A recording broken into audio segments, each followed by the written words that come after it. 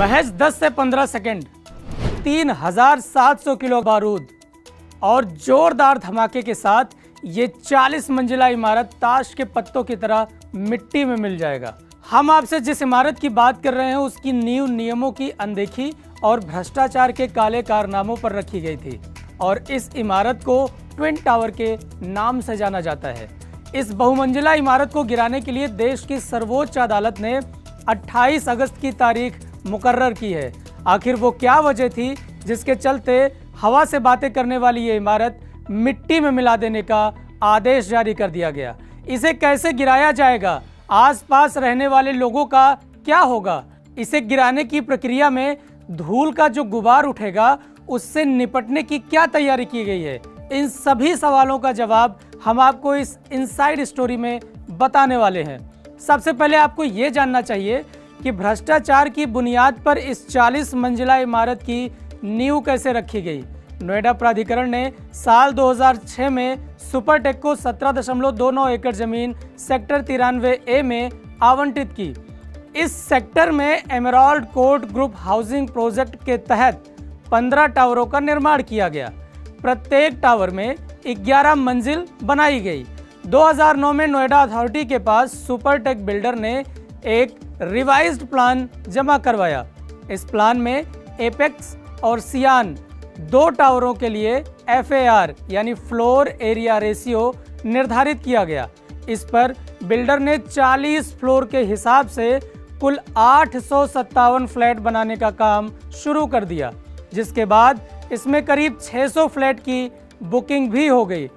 लेकिन कुछ दिनों के बाद ही बायर्स ने इसका विरोध करना शुरू कर दिया और इसे गिराने के लिए RWA ने इलाहाबाद हाई कोर्ट में याचिका दायर की और अदालत में इसके निर्माण में यूपी अपार्टमेंट ऑनर्स एक्ट के उल्लंघन का भी दावा किया गया और ये तर्क दिया गया कि दोनों टावरों के बीच की दूरी 16 मीटर से कम है और इसके साथ ही टावर के जो सबसे करीब इमारत है उसकी दूरी महज 9 मीटर है और उस बिल्डिंग में भी सैकड़ों परिवार रहते हैं। अप्रैल साल 2014 में हाई कोर्ट ने दोनों टावर को गिराने का आदेश दिया। इसके साथ ये भी कहा कि खरीदारों को रिफंड दिया जाए और इन टावरों को शीघ्रातिशीघ्र सील किया जाए। हाई कोर्ट के फैसले को सुप्रीम कोर्ट में चैलेंज किया गया, लेकिन कहते हैं ना कि भ्रष्टाचार की बुनियाद बहुत कमजोर होती है और सुप्रीम कोर्ट ने हाई कोर्ट के फैसले को बरकरार रखते हुए इसे ढहाने का आदेश जारी कर दिया। अब हम आपको बताएंगे कि इस गगनचुंबी इमारत को कैसे गिराया जाएगा। जिस गगनचुंबी इमारत को गिराने की हम आपसे बात कर रहे हैं उसकी ऊंचाई दिल्ली के कुतुब मीनार से भी ज्यादा है और ध्वस्त होने के बाद ये बिल्डिंग भारत में गिराई जाने वाली सबसे ऊंची इमारत बन जाएगी। आपको ये भी बता दें कि इस इमारत में 40 फ्लोर हैं, जिसे गिराना कोई आसान काम नहीं है क्योंकि ये टावर एक रिहायशी इलाके के बीचों बीच खड़ा किया गया है और इसके आसपास करीब 7000 लोग रहते हैं और जरा सी चूक लोगों की जान के लिए खतरे का सबब बन सकता है। अब जरा सोचिए कि इसे गिराने की चुनौती कितनी बड़ी होगी। इसलिए ये काम गगनचुंबी इमारतों को गिराने में माहिर कंपनियों को दिया गया है और इस भ्रष्टाचारी बिल्डिंग को गिराने के लिए एक खास तकनीकी का इस्तेमाल किया जाएगा जिसे कंट्रोल डिमोलिशन कहा जाता है। अब आप ये भी जान लीजिए कि आखिर ये कंट्रोल डिमोलिशन है क्या। दरअसल इस प्रक्रिया में टाइमिंग का बहुत बड़ा रोल होता है। सफलतापूर्वक इसे अंजाम देने के लिए भारी मात्रा में विस्फोटकों का इस्तेमाल किया जाता है। ट्विन टावर को भी गिराने के लिए करीब 3700 किलोग्राम विस्फोटक का इस्तेमाल किया जाएगा। ये विस्फोटक इतना जोरदार होगा कि आसपास की बिल्डिंगों पर इसके झटके का असर पड़ने की पूरी संभावना है। आसान भाषा में आप इस विस्फोट की तुलना किसी टैंक द्वारा किए जाने वाले विस्फोट से भी कर सकते हैं। इसके इस्तेमाल में फिजिक्स, मैथ, इन सभी के नियमों का सबसे अहम रोल होता है। इसे गिराने के लिए गुरुत्वाकर्षण की बेहद महत्वपूर्ण भूमिका भी होती है, जिसके चलते ये बिल्डिंग इधर उधर ना गिरकर बल्कि एक सीध में गिरती है।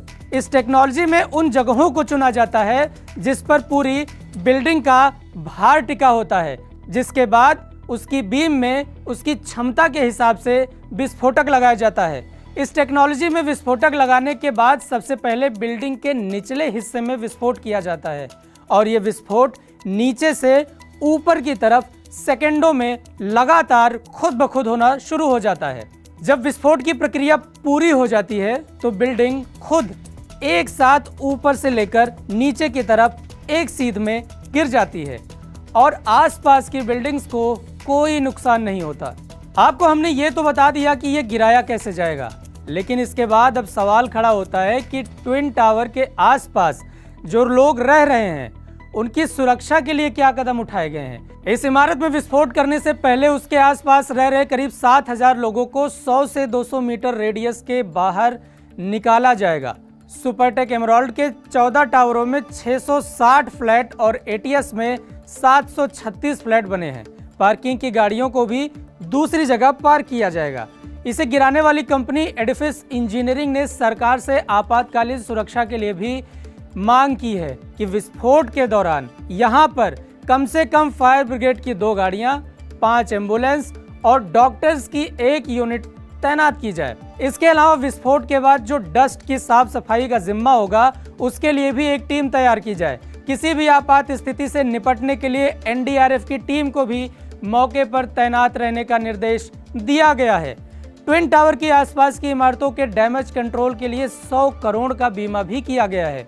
इसके पास से ही गेल की एक गैस पाइपलाइन भी गुजरती है।